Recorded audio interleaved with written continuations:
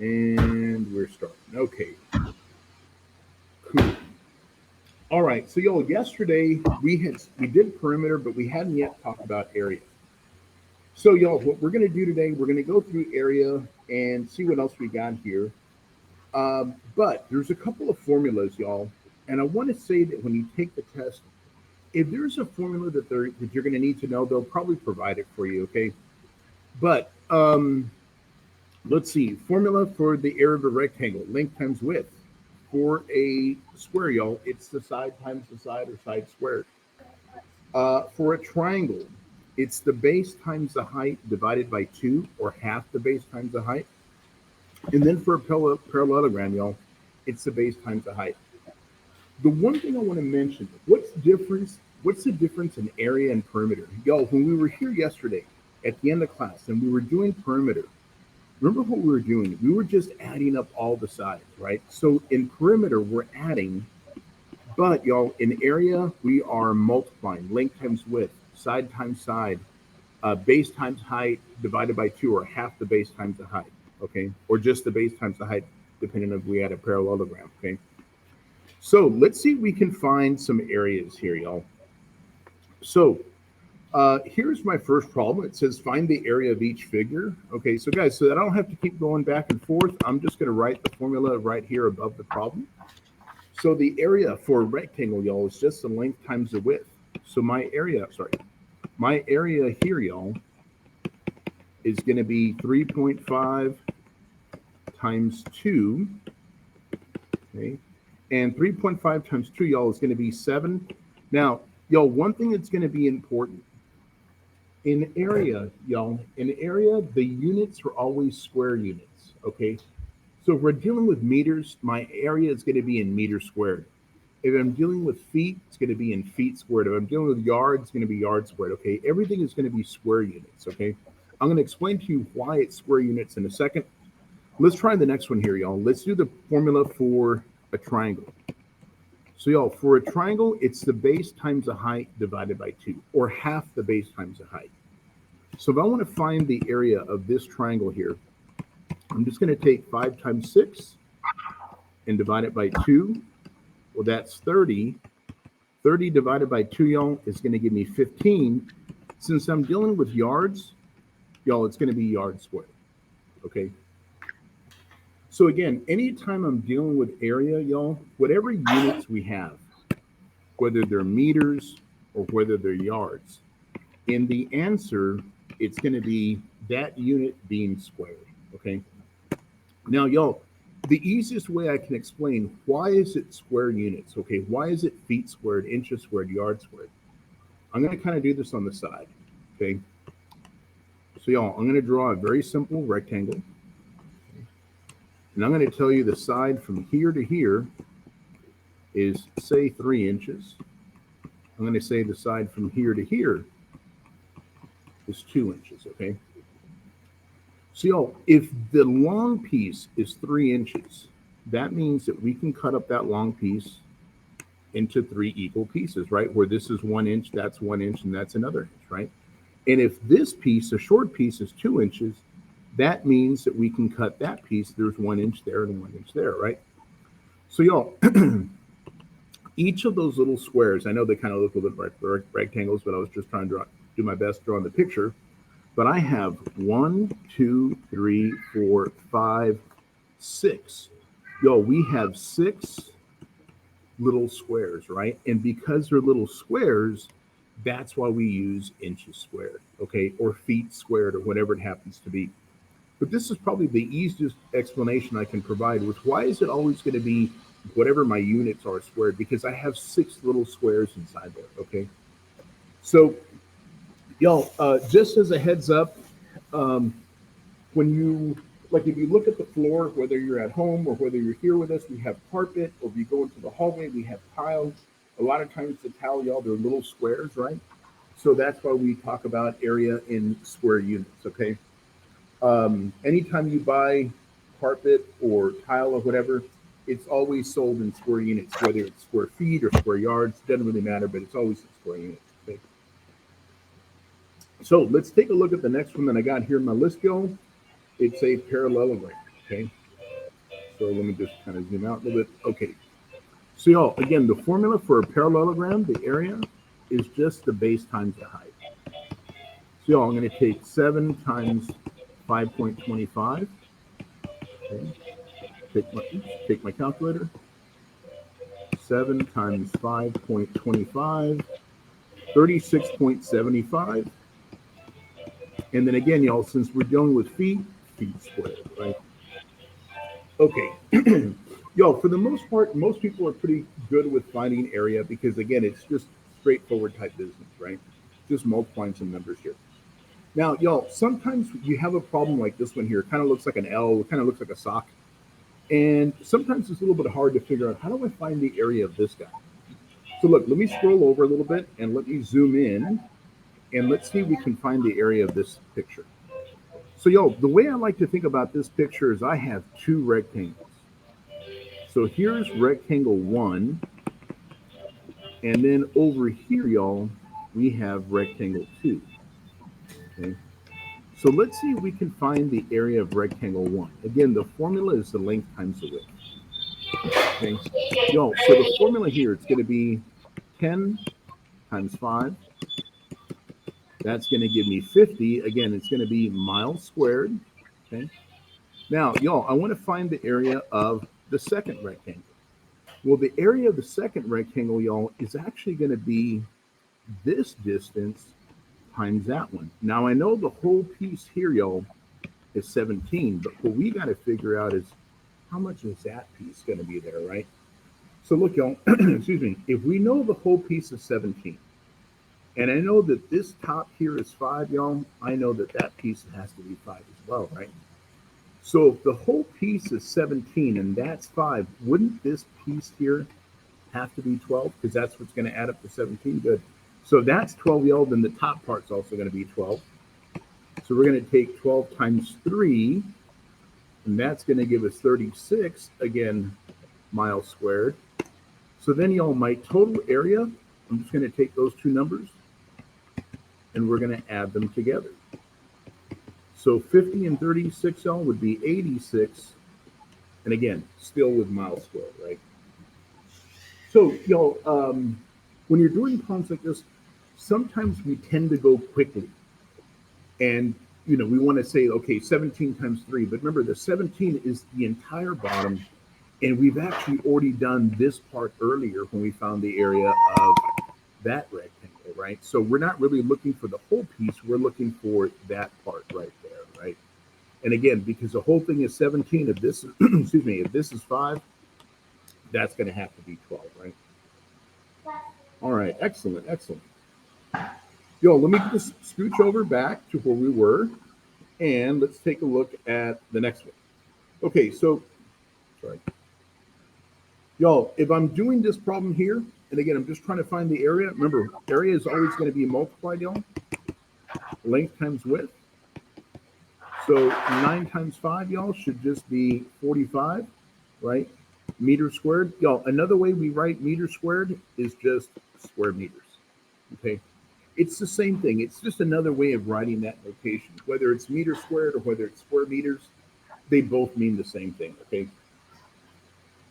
Like I said, y'all, the nice thing about area, it's multiplication, right? You're multiplying the numbers you got there, okay? And unless you have some kind of a really odd shaped figure, it's pretty straightforward what to do.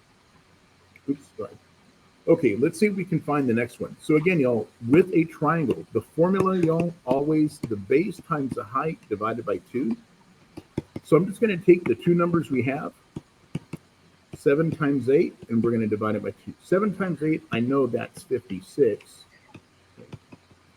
And then I'm just going to take all 56 and cut it in half. And that's going to give me a 28.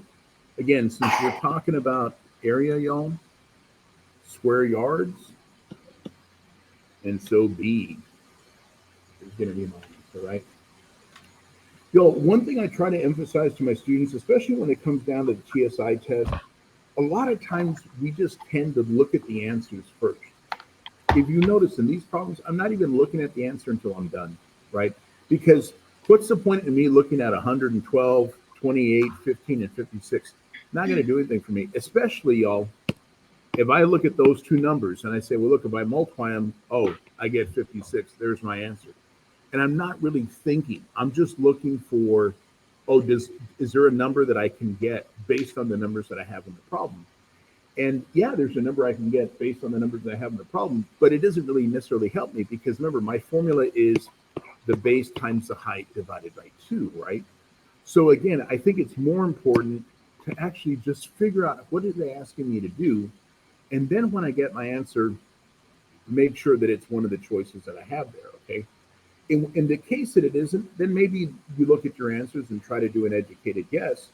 But if your instinct is just to go to the answers, then you're not really thinking it through. You're just kind of like, oh, this one looks like it might make sense. Why? I don't know. You know what I mean? Like I'm relying on my gut. Guys, gut's only going to get us so far, right? So again, let's just see if we can't figure out what we're trying to do here. Again, y'all, I got another problem dealing with a triangle. So again, my formula base times the height divided by 2. Y'all remember the base is the entire bottom, right? So the entire bottom is 18 times the height, which in this case is 12. And we're going to divide that by 2. So 18 times 12, 216. If we divide that by 2, y'all, we should get 108. And boom, there's my answer, right? So again, y'all, in a problem like this, I'm still relying on the same information, right? Base times the height divided by 2. And I'm not getting confused with, hold on, what else do I have going on here? Remember, the base is the 18, the height is the 12, and that's all we got to do, right? Okay, so y'all, area of a trapezoid. Okay, so I don't think I put the formula up here earlier. I don't think I had put it up here. No, I didn't. Okay, so I'm going to give you guys the formula right now, y'all, because I thought I had put in there, but apparently not. Okay, so the area of the trapezoid, y'all, is going to be the first base. Sorry. I'm going to call it base 1 plus base 2 times the height, all divided by 2. Okay. So in a problem like this, if you kind of think about, say, rotating this guy a little bit, maybe it would look something like this, right? And that 8.5 would be there, and that 5 would be there, and that 10 would be there, right? So I'm just kind of rotating it. So, yo, this is like my base 1, this is my base 2, and that's my height, okay? And so again here, y'all, all I'm going to do is I'm going to take my numbers and I'm going to plug them in. So I'm going to say, look, we're going to take the two bases and we're going to add them together, 8.5 and 10. And then we're going to multiply it by the height, and we're going to divide everything by 2. Okay, so look, y'all, I'm going to think about my order of operations. Remember, we did order of operations on day 1. So we said, look, we got to do what's inside the parentheses. 8.5 plus 10. Boom, that gives me 18.5. I got to multiply that number by 5, and then I got to divide it by 2, and I'm coming up with 46.25, and boom, there's my answer, right? Well, guys, one thing I just want to mention, and I don't think that you have this on the test, right? But what I want you to notice is, like, when I did this problem, y'all, and we got our answer 46.25, boom, it was easy to see that it was there, right? Y'all, I'm gonna do this. I'm gonna make a multiple choice question, and it's actually the same question.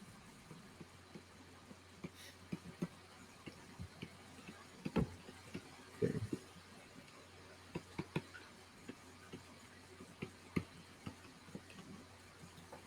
Y'all, if you had something like this, I mean, you might even have other choices, C and D or whatever it happens to be. But again, if you notice, y'all, we came up with 46.25. But if two of my choices have 46.25, and one of them has inches and the other one has square inches, remember, y'all, in area, always square inches, okay?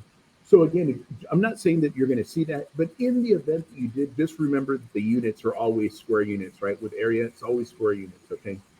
Guys, the easiest way to remember that area is square units, think about a floor, like the floor of the hallway, and all the floor, they're little squares, right?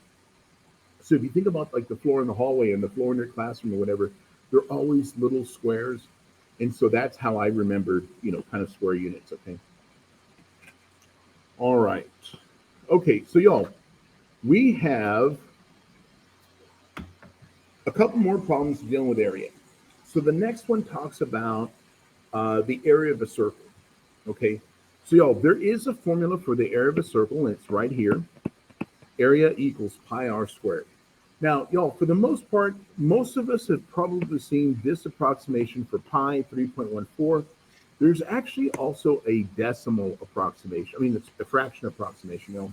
I'm going to show you how to do both, okay?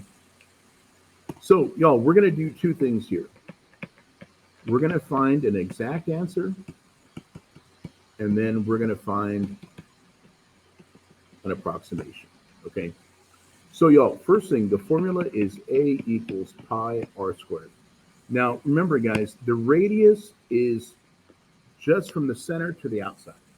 So in this case, we know that our radius is 5.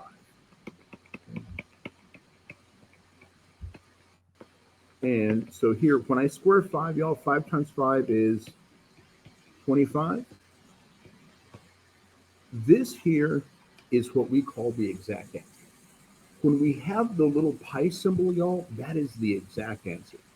Now, how do we do the approximation? When they tell me to use either 22.22 over 7 for pi, or they tell me to use 3.114 for pi, that's when we're going to find the approximation. Okay. So for the approximation, all I'm going to do now is I'm going to take 25, but I'm going to think of that 25, y'all, as 25 over 1. And now I'm going to multiply it by pi, which we are saying is 22 over 7. Okay. Now, y'all, for a problem like this, 25 times 22, 550, okay, divided by 7. Now, this here, y'all, again, still centimeters squared. This here would be my approximation, okay? Pi, y'all, is one of those irrational numbers. We talked a little bit about irrational numbers on the first day of class. It's a number, y'all, that doesn't end in terms of a decimal, and it doesn't repeat. This here, we just cut it off. We just said 3.14, but it really goes on and on and on and on forever, okay? That's why we call it an approximation. Okay. Now, let's see. Surface area. Okay, surface area, y'all. I want you to think about surface area here. Surface area, y'all, refers to, like, if we have a shoebox, okay? What would the area of the top of that box be? What would the area of the front of that box be? And then what would the area of the side of that box be? Okay. And then, y'all, because there's a top and a bottom, once I find the area of the top, I know what the area of the bottom is, right?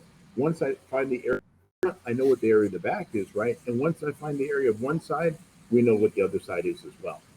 Okay, so let's do it like this. Let's figure out the area of the top part. Again, y'all, because we are dealing with rectangles, remember my formula is length times the width, okay? So, y'all, I'm going to do this right now. I'm just going to kind of clean this up. I want to find the area of the top. So, y'all, I need to know what distance that is right there. Well, if the bottom is 6, doesn't that have to be 6 as well? Okay. Y'all, the other thing we need to figure out, we need to find the area of this piece. Well, if that bottom piece is 4, hey, that top piece has to be 4 too, right? So we're going to take 6 times 4. That's going to be 24. Okay. Now, y'all, would y'all agree with me that the area of the bottom is also going to be 24? Because it's the top and the bottom, it's the same thing, right? So look, y'all, for those two pieces, for the top and the bottom, I'm going to go like this. The top and the bottom. Wouldn't it be 48? Because it's both of those together. Okay. All right. Now, let's see, y'all, if we can find the area of the front piece and the back piece. I want to find the area of this guy right here. Well, we already know that piece is 4. Y'all, we got to find this distance. Well, if that piece is 3, isn't that piece also going to be 3 too? Okay, so look, y'all, let's call that the area of the front. Okay, Again, length times width. 4 times 3, y'all, is going to give me 12. So then doesn't that mean, y'all, the area of the back is also going to be 12? So the area of the front and the back, 12 and 12, y'all, has got to be 24, right? Okay. Alrighty, now y'all, let's see if we can find the area of the sides. So I mean this side right here. We'll call that, say, the right side. Well, we already know that that guy is 6 and that guy is 3. So the right side, okay, so 6 times 3, that's going to be 18. So the area of both sides, y'all, 18 and another 18 would be, what, 36? And so now, y'all, if I want to find my surface area,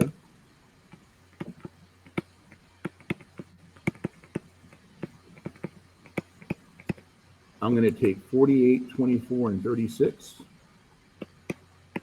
24 and 36, boom. Add them together, y'all. I'm coming up with 108. And boom, there's my answer, right?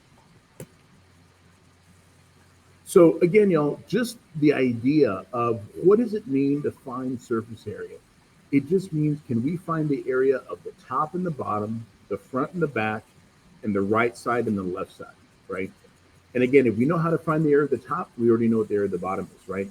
If we know the area of the front, we know the area of the back.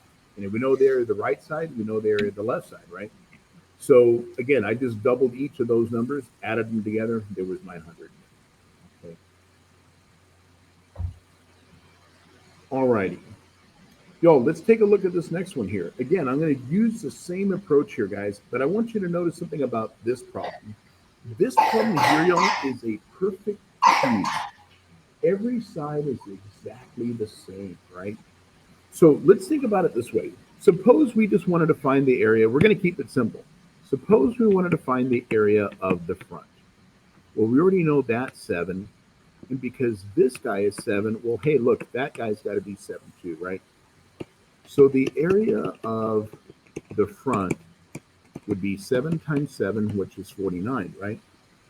Okay, but so would the area of the back, right? That would also be 49. And so would the area of the top, and so would the area of the bottom, and that would also be area of the right side and also the left side. Y'all, when we have a cube like this, right, how many sides do we have? Anybody know? Anybody know how many sides are on this cube? 6, right? There's 6 sides, right? The top and the bottom, that's 2. The front and the back, that's 4. The left side and the right side, that's 6, right? So y'all, if we're going to find the area, we're just going to take 49 times 6, right? 49 times 6, boom. And I'm coming up with 294. Again, square feet or feet squared, and lo and behold, there it is, right? So again, y'all, guys, think about a cube. Like when you were a kid, did you ever play games where you had a dice? You got to roll a dice, right? When you roll a dice, you got 1 through 6 because there's 6 sides, right? That's kind of exactly what's going on here. All right. Y'all, are the area problems seeming pretty good? Yeah? Nothing too out of the ordinary? Cool. All righty. Y'all, the next part I have here deals with volume. Okay, so volume, y'all, is actually talking about space. Okay, like how much space can we fill up? And so, y'all, we live in a 3-dimensional world. And so, because we live in a 3-dimensional world, volume is going to be 3 dimensions. We're going to have length, we're going to have width, we're going to have height. So, first off, y'all, the formula for the area of the volume of a box, is length times width times height. Okay. So, y'all, what we're going to do in this first problem, we're going to find the length, we're going to find the width, we're going to find the height, we're going to multiply those numbers together. Okay. So, y'all, one thing I want to mention, when you multiply, what number you multiply first, what number you multiply second, doesn't make any difference, okay? So I'm going to say, look, 6 times 12 times 3, and I'm just going to use my calculator because, again, I'm multiplying, and I'm coming up with 216. Now, the only thing is here, y'all, before, when we multiplied two numbers, when we did area, We multiplied two numbers, and that's why my area, so excuse me, was in square units, like square feet, square inches, square yards. Now we're multiplying three numbers.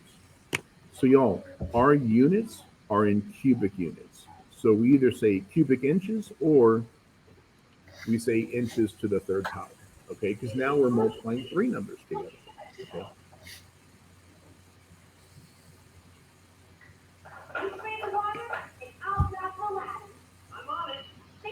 All right.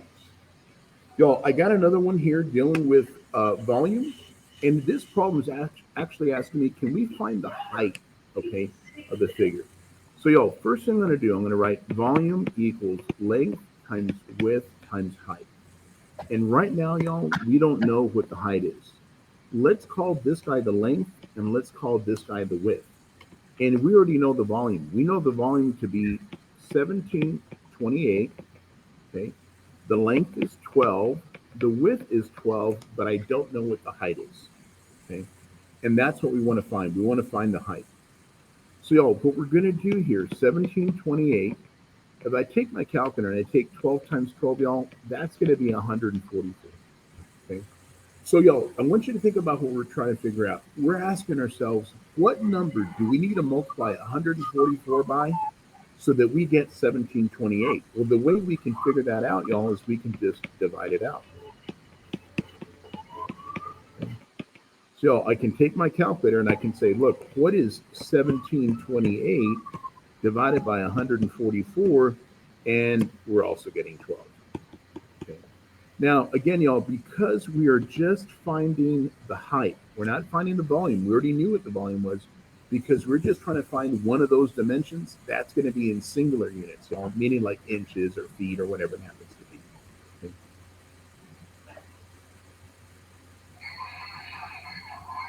All right. Y'all, I'm going to scroll down a little bit further. And now we're going to talk about the volume of a cone. Okay, so the volume of a cone, y'all. So again, like if we're thinking about, hey, summer's coming up, raspas, right? All that kind of good stuff. We want to know what is the volume of a cone. So y'all, right here is my formula for the volume of a cone. It's 1/3 pi r squared h. Okay. So y'all, we're going to do two things here. Number one, we're going to have an exact answer, and number two, we're going to have an approximation. So the first thing I'm going to do here, y'all, I'm going to write out what my exact answer is going to be. Okay. So the formula, y'all, is 1/3 pi r squared and h. Okay. So y'all, here is my r. Oops. Here is my r. Here's my r.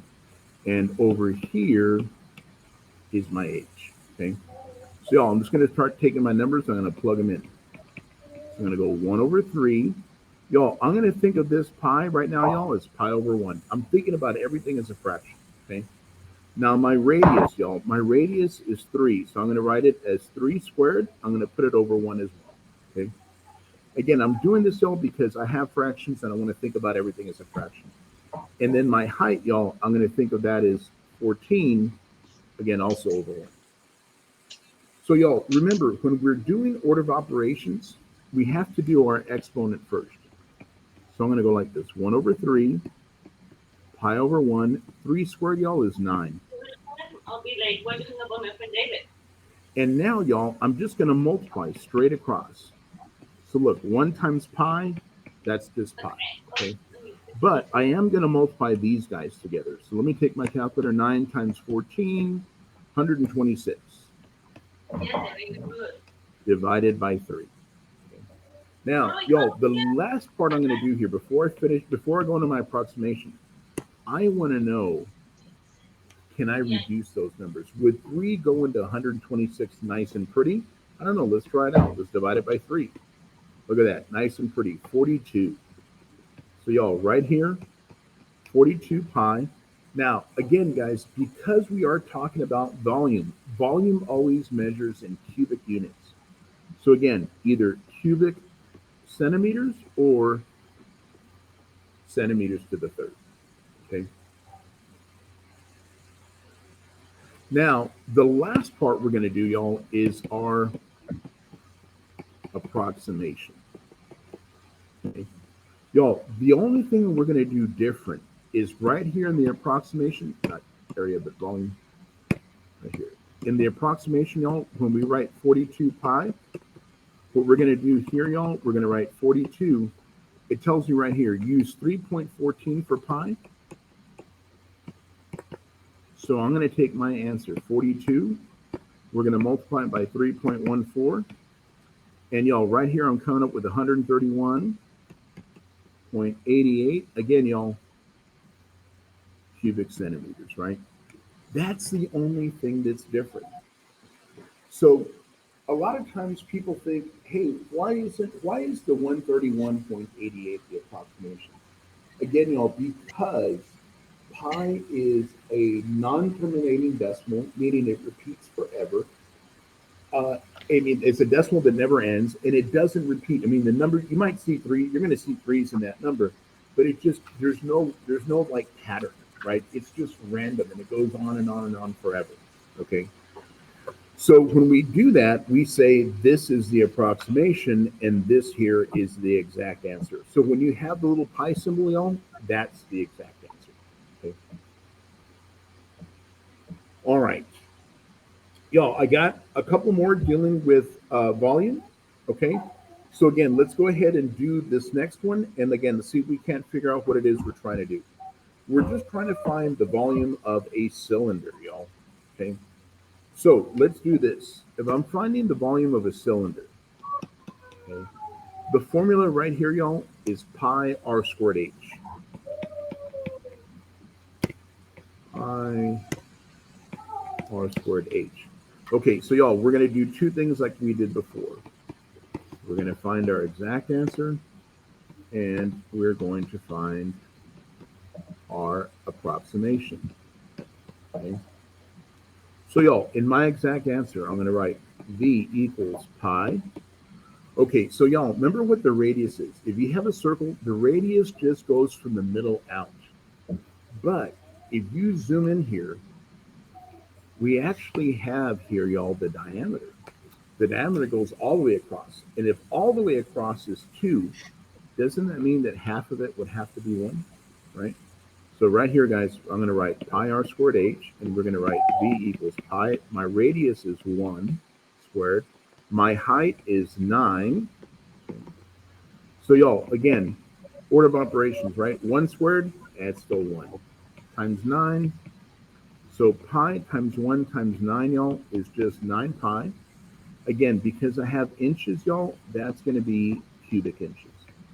This here is my exact answer.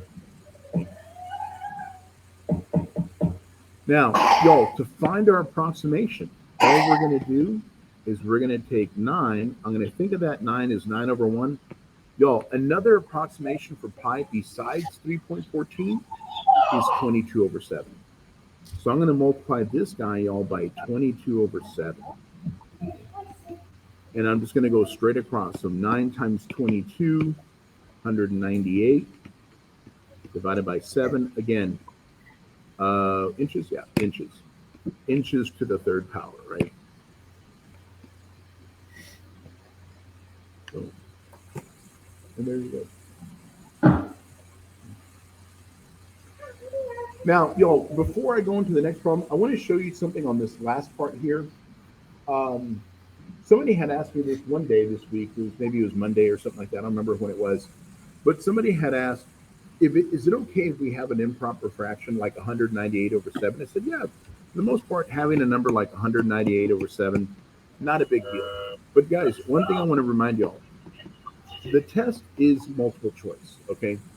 So what happens if we came up with this number and we did not see that in the list? I don't want you to get nervous, okay? What I want you to think about is think back to elementary school, okay? And think back when you had to divide longhand by like this in elementary school. So we would say, does 7 go into 1? No, it doesn't go into 1. Would 7 go into 19? How many times? Anybody know? Twice, right? Good. So 7 times 2, y'all, is going to give me 14, right? We're going to subtract. 9 minus 4 is going to be 5. We're going to bring down the 8. Okay, so then I'm going to say, look, does 7 go into 58? Y'all, if you struggle with some of this stuff here, pull up the multiplication table, okay? So look, let's take a look. I want to know, does 7 go into 58? So if I'm looking at my sevens, the first number closest to 58 without going over is 56, right? And what do I got to multiply 7 by to get 56? Got to multiply it by 8, right? So look, y'all, I'm going to put an 8 here. That's a 56. When I subtract, my remainder is 2, okay?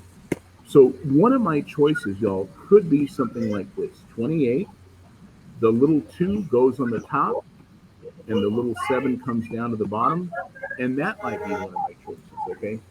So again, in the event that it doesn't give it to you as an improper fraction, this is how you would, it may be written as a mixed number, but again, all you're doing, y'all, is you're going back to like fourth grade or fifth grade when you had to do long division, and you're dividing the numbers, okay?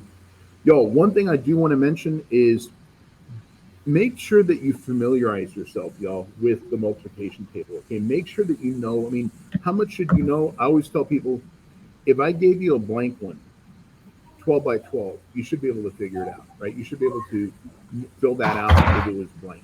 Okay, and if you don't know how to fill it out, then stare at it for a long time and then try to do it. Okay, because they're basic skills, y'all. It's kind of like I always tell my students, not knowing the multiplication table is kind of like if we're in an English class and you still struggle with spelling dog and spelling cat, so like that, you're going to have a real hard time with it, okay? But if you know your multiplication table, it's going to make stuff a lot easier, okay? All right. Let's see.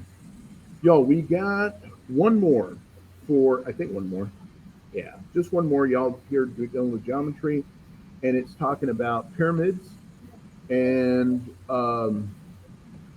let's see if we can find the volume of a pyramid. So y'all, the volume of a pyramid right here, okay?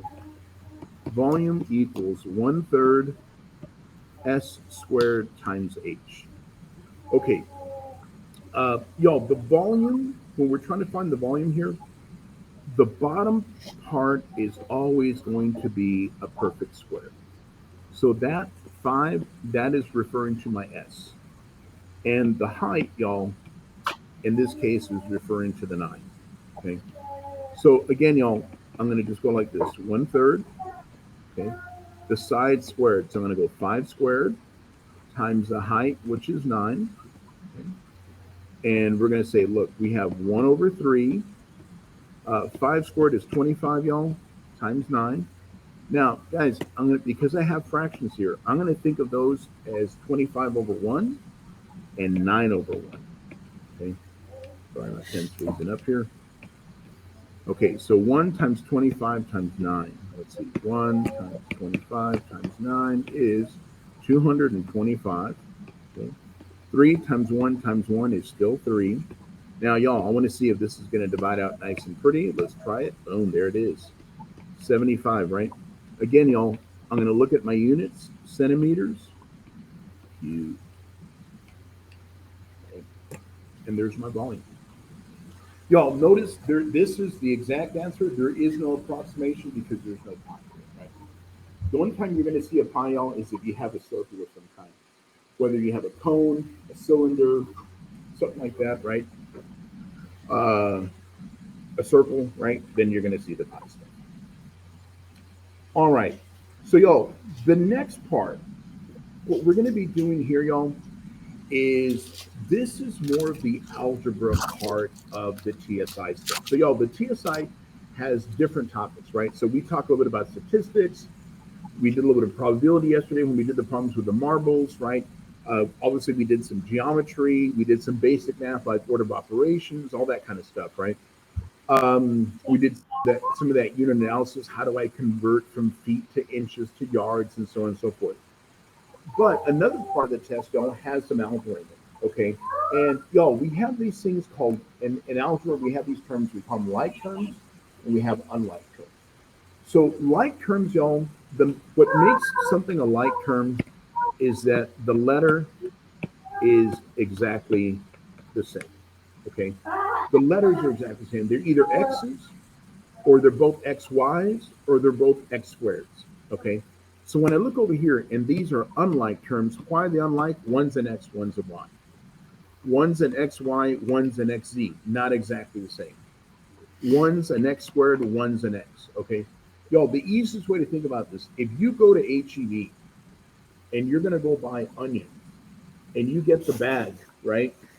And in your bag, you start putting green onions, red onions, yellow onions, tiny onions, all that stuff. When they go to pay, they got to separate everything, right? Why? They're not the same, right? Or you go get chiles and you're putting jalapenos and poblanos and serranos and habaneros all in the same bag. They're going to separate them. They're going to say, hey, they're not the same, right? That's how I think about like terms, okay? So y'all, the question here says, list the like terms of the equation, of the expression. So let's see, are in this first problem here, y'all, are any of those like terms? Okay, are any of them exactly the same? What do you think? Or any of them have exactly the same letters with exactly the same powers? The first and the last one, right? PQ and PQ, right? Those are like terms, okay? Now, y'all, if we look at these, they're not like terms because this one has one P and two Qs. This one has two P's and one Q. So those are not the same, right? But the first and the last. So look, we would say A, right? Those are the like terms. Okay? All we're looking for right now, y'all, which ones are the like terms, right? Okay. Y'all, let's do the same thing for the next one here. Okay, do we have any like terms? So look, y'all, couldn't we say the 3x to the 6 and the 6x to the 6? Those look like terms. And then couldn't we say 6x squared and 2x squared? And I think that's where we would stop, right? Because the other one's a 6, the other one has a 7x, not the same. So 3x to the 6 and 6x to the 6. And what else? 6x squared and 2x squared. So maybe choice D. That looks like that's going to be the one that's my like terms, right? Just those right there. So again, all I'm trying to do here, y'all, is identify which ones are like terms. Okay. Now, the reason why we want to know which ones are like terms, y'all, is one of the things we do in algebra is we combine like terms. Okay. So again, y'all, think about if I'm going back to HEB, right, and I'm getting chiles, right, and I have 4 jalapenos and in one hand, and I have 6 jalapenos in another bag, or in my other hand, y'all, then we have a total of 10, right? And they're the same, so they stay as x's. Okay. Now, y'all, for the next problem, if I don't see a number in front of the y, the number there really is the number 1. Okay. Y'all, I like to think about positive numbers as how much money I have, and negative numbers is how much money I owe. So look, y'all, if I have $1, but I owe you 5, and I run into you in the hallway and you say, "Hey, Omar, pay me the $5 that you owe me," and I say, "Well, here's $1 right now," wouldn't I still owe you 4 of them? And because I owe you 4, y'all, it's going to be a negative 4. Okay. Again, y'all, like terms, the way that I like to think about them, again, is I'm back at HEB, right? I'm getting things.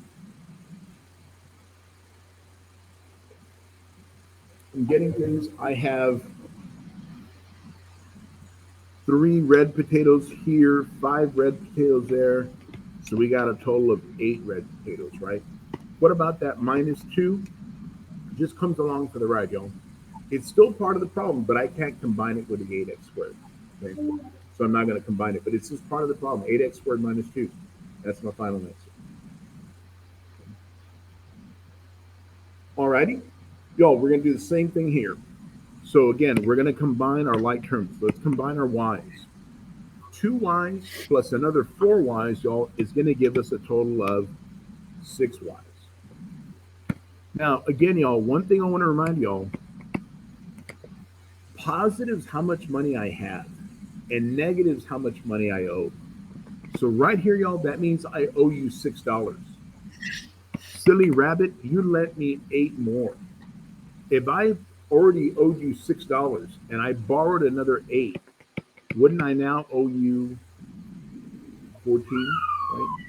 Because I already owed you 6 and I borrowed another 8 from you, and I say, okay, now you owe me $14, right?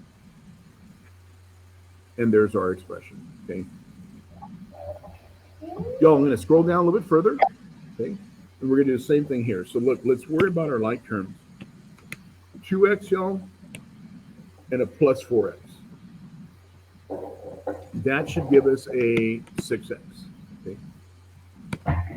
Plus 3y minus 10y. Okay, so let's think about that. I have $3, but I owe you 10. After I pay you, I still owe you 7. Okay. And then finally, y'all, over here, minus 5. I owe you 5. Positive 11. I have 11. So if I owe you $5, but I have 11, after I pay you the $5, y'all, I'm still left with 6. So, y'all, the one thing that's important about doing this problem here, and guys, I'm going to kind of give you some options here, but make sure that you pay attention to the sign in front of the number, okay? Because that part's really important. Now, y'all, when we get to this part, could we have combined the y's first and then the numbers and then the x's? Yeah, we could. The order in which you write them is not important. What is important is that the sign of the 6x and the sign of the 6 are both positive, and the sign of the 7y is negative, right? Because what order you put them in, it doesn't really make any difference. Okay, it doesn't really make any difference what order you put them in, as long as the numbers are there and they have the appropriate signs. Okay. All right, let's scroll down a little bit further. Okay, and y'all, we're going to multiply here. Okay, so let's see what we got. 5 times 3, y'all, 15 with a y. Negative 2 times 4, y'all, negative 8 with an x.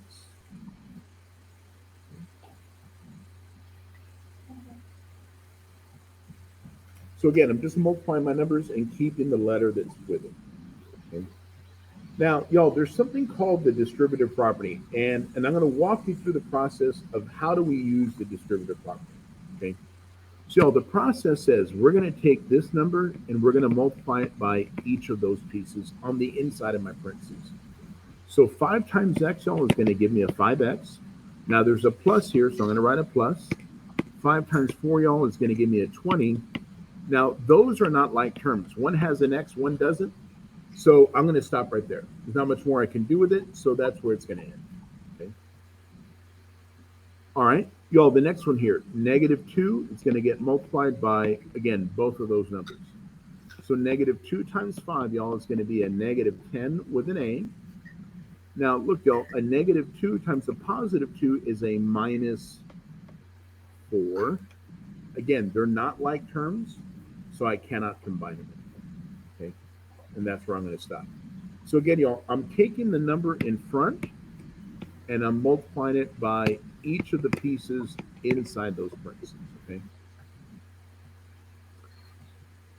All right, let me scroll down a little bit further and let's try this next one. So y'all, I'm going to do the same thing here. I'm going to go once and I'm going to go twice. So 2 times 3 is 6. 2 times 7, y'all, is a 14, and there's an x there. And after that, y'all, I have that minus 15. Now notice, y'all, I didn't take the 2 with the 15 because it's not inside the parentheses, okay? But, y'all, at this step, we do have a couple of terms that we can combine. We can combine those guys because they're just regular numbers, right? So remember, this means I have $6, and this means I owe you 15. So if I owed you $15 and I gave you 6 today, you would still say, okay, but you still owe me 9, right? And because I owe that number, that's why it's a negative. So again, y'all, positives how much money I have, negatives how much money I owe. Okay. All right, so guys, I'm going to scroll down a little bit further here, and let's see what we got. Okay. So again, y'all, 1 and 10 reason up and 2. So y'all, negative 2 times x, negative 2x. Y'all, right here, I'm going to be real careful. Negative 2 times a negative 5. Oh, positive 10, right? Okay. We'll do the same thing here, y'all. 4 times 2x, 8x. And then 4 times 2 is the number. All right, y'all, again, I'm going to worry about combining my like terms. Those are like terms. Since this is a -2, that means I owe you $2. Since that's a +8, that means I have $8. So if I have 8, but I owe you 2 and I pay you, still left with 6, right? And then right here, y'all, a +10 and a +8 is going to leave me with a +18. Okay.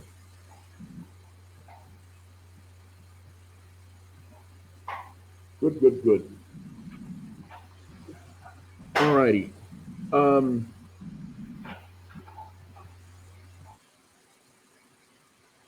So, y'all, the next part here, I'm doing the same thing again. I'm worried about combining my like terms. Y'all, a lot of times people want to combine those guys first, but think about order of operations. Order of operations says, hey, we have to deal with the parentheses first. That means I need to multiply those guys. So that 10 is going to hang out there for right now. 4 times 6 is 24. The letter D is next to it. 4 times a -2, y'all, -8. Okay. So y'all, right here, 24D, we can still combine 10 minus 8. 10 minus 8, y'all, +2, right? So, and then we're done. So again, y'all, I'm multiplying my number that's in the front of the parentheses, and then I'm combining any like terms that we got. Okay. So look, let's try this next one here. Again, y'all, I'm going to do the same thing. I'm going to do my parentheses. I'm going to take care of those guys. So that 3 is going to stay there.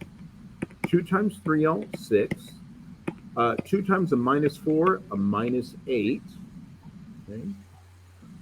2 times, I'm sorry, I can't do the 2 times x, y'all, because it's not in the parentheses, right? So we're going to just put a +x over here.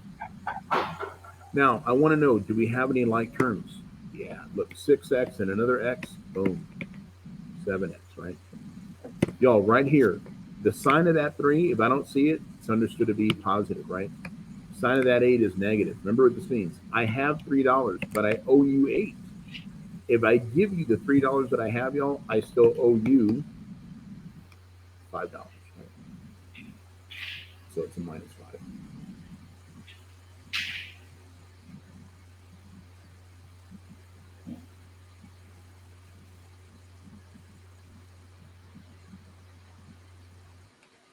All right, y'all, I'm going to keep scrolling down here.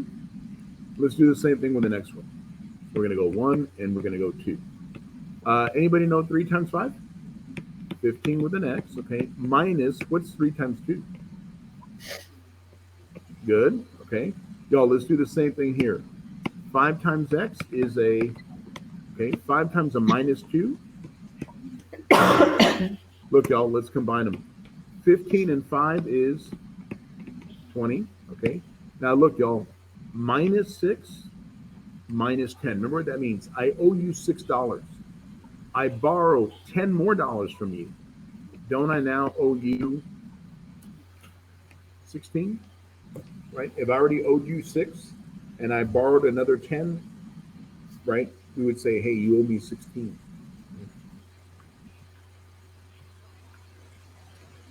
All right. So y'all, I'm going to keep scrolling down here and see what else we got. Okay, so y'all, let's do a little bit of evaluating algebraic expressions, and then we'll take a little break after this part right here, guys. Okay. Evaluate, y'all. Evaluate. What evaluate means to do. Anytime you see the word evaluate, what we're going to do, y'all, I call these problems plug and chug. Okay. This means I'm going to do, y'all, is I'm going to come back to my problems, and everywhere I have an x, I'm going to plug in the number 5. And everywhere I have the letter y, I'm going to plug in the number -7, and then I'm just going to chug along. So look, right here, guys, I'm going to write 3. Where the x used to be, I'm going to plug in the number 5. Plus y, which is the number -7. Okay? So let's do this. 3 times 5, 15. 15 plus -7. Again, y'all, let's think about that for a minute. That means I have $15, but I owe you 7. And if I pay you the $7 that I owe you out of my 15, I'm left with 8. Right?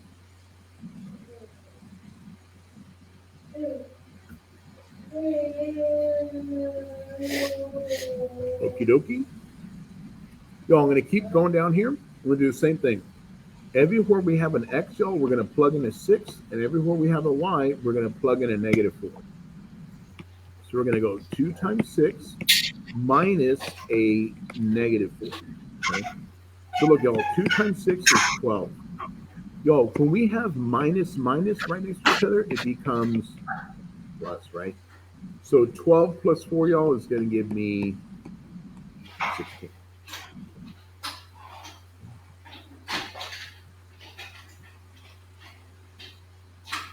Alrighty. Y'all, I'm going to keep scrolling down here.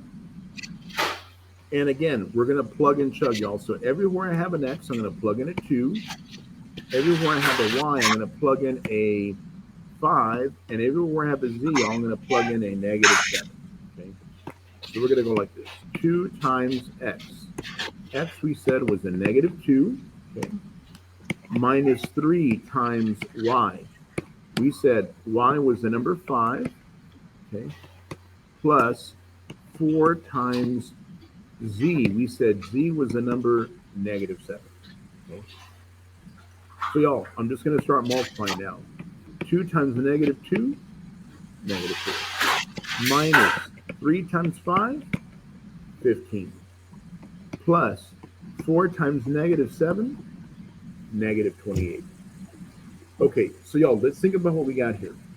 -4. Does -4 mean I have $4 or I owe you $4? I owe you $4. I borrowed another 15. How much money would I owe you now? 19. Okay, so look, y'all, I owe you $19. Look, let me just write the rest of it. Plus -28. Y'all, I already owed you $19. I said, hey, do me a favor. Lend me 28 more. Y'all, aren't I just adding those two numbers together and saying, hey, guess what? I owe you 47, right?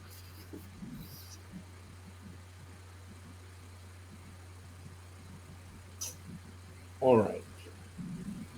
Guys, I'm going to stick here with evaluating. And then, like I said, once we're done with evaluating, let me just take a look. We got 1, 2, 3, 4. Okay, so we got about 4 more problems to do, y'all, and then we'll take a little breather, okay? So again, y'all, right here, X equals 5. Boom. Y equals -3.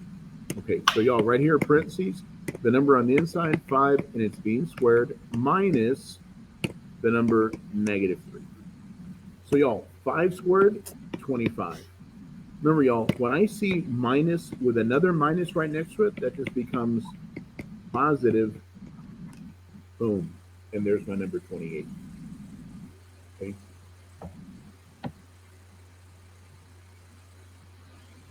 All right.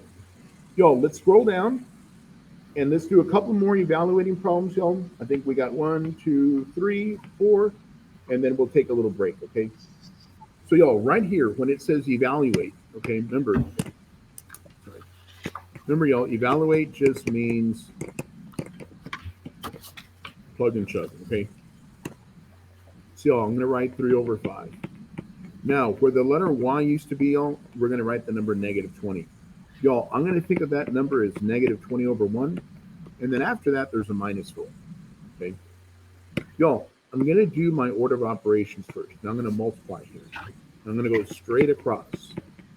So 3 times -20, -60. 5 times 1 is 5. And then I still got my -4. Y'all, I'm still doing my order of operations. I want to divide those numbers. So 60 divided by 5, 12, but it's negative. So -12 minus 4. Remember what we said, y'all? Negative means I owe you $12. I borrow another 4. Y'all, now I owe you $16, right? There we go.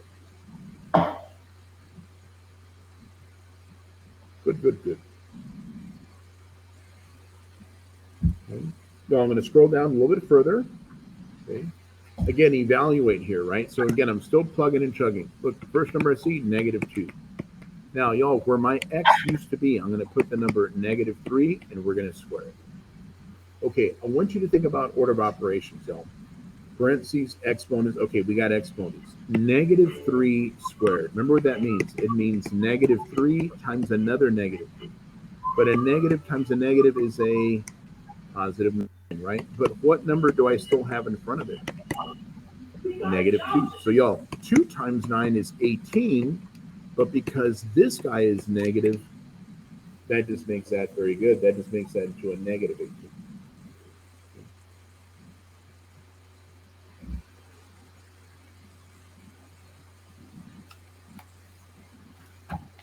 All right. Y'all, I'm going to keep going down here. X to the third. Okay, so let's take a look here. We got x to the third minus 8y plus 2. Look, y'all, x is 4 and y is 5. Okay, so right here, y'all, x to the third. I'm going to put x, which we said was the number 4 to the third power, minus 8 times the number 5. That's what we said what y was. And then we got a plus 2. Now, y'all, I want you to think about this for a minute. 4 to the third, y'all. 4 to the third means 4 times 4 times 4, right? Okay, so 4 times 4 times 4. Big number, 64. Okay, 64. Yo, minus 8 times 5, 40.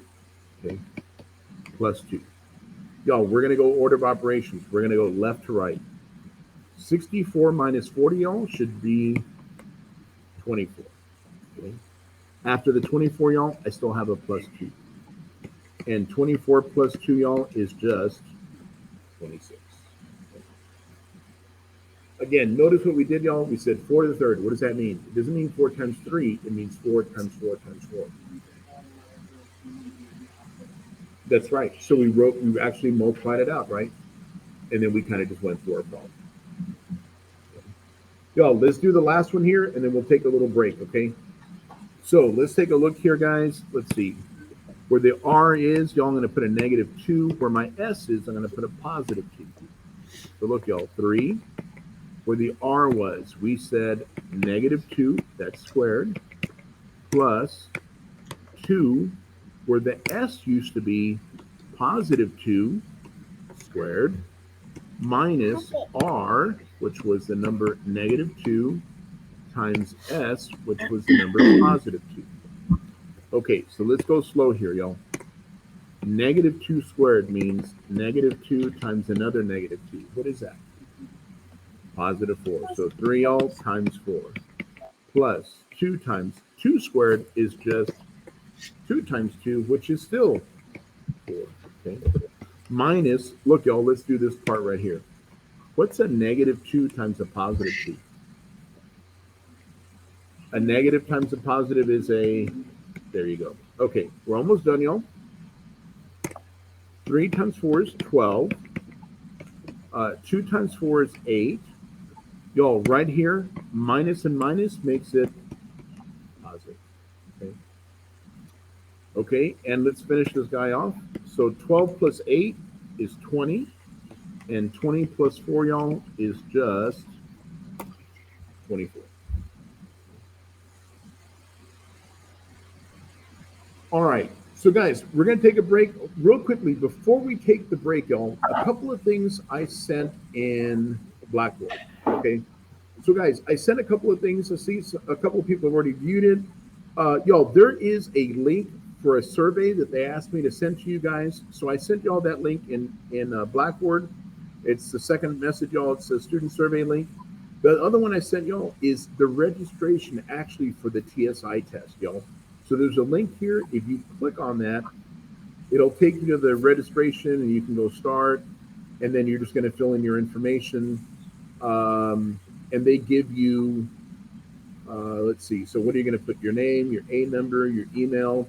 Guys, put every email. Look what they put. The one you check the most often, right? So I know we all have an SDC email, but if you never check your SDC email and you check your Gmail or your Yahoo or whatever it happens to be, put that one, okay? And if you don't check your email, start checking one of them, okay?